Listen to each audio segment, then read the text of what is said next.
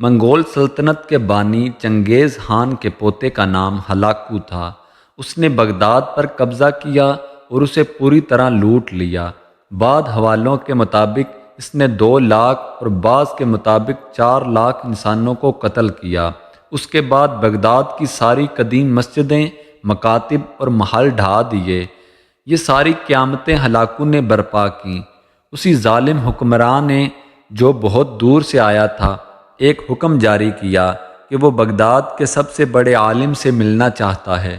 ظاہر سی بات ہے کہ کوئی عالم ہلاکو سے ملنے کے لیے تیار نہیں ہوا۔ آخرکار قادھان کا نام ایک کم عمر نوجوان، جس کی ابھی داڑھی بھی نہیں نکلی تھی اور ایک مدرسے میں معلم تھا، ہلاکو کا سامنا کرنے کے لیے راضی ہو گیا۔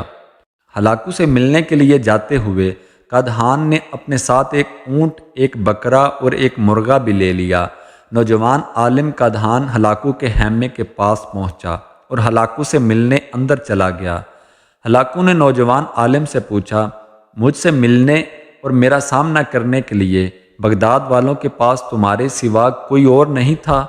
قادھان نے جواب دیا، اگر آپ مجھ سے بڑے سے ملنا چاہتے ہیں تو باہر ایک اونٹ موجود ہے، اگر داڑھی والا چاہتے ہیں تو باہر ایک بکرا موجود ہے، اور اگر بلند آواز والا چاہتے ہیں تو باہر ایک مرغا بھی موجود ہے، آپ جسے چاہیں بلا لیں۔ ہلاکو بھانپ گیا کہ اس کے سامنے کھڑا ہوا شخص کوئی عام آدمی نہیں ہے۔ تب ہلاکو نے اس سے پوچھا، یہ بتاؤ کہ میرے یہاں آنے کی وجہ کیا ہے؟ نوجوان نے اسے بہت گہرا جواب دیا۔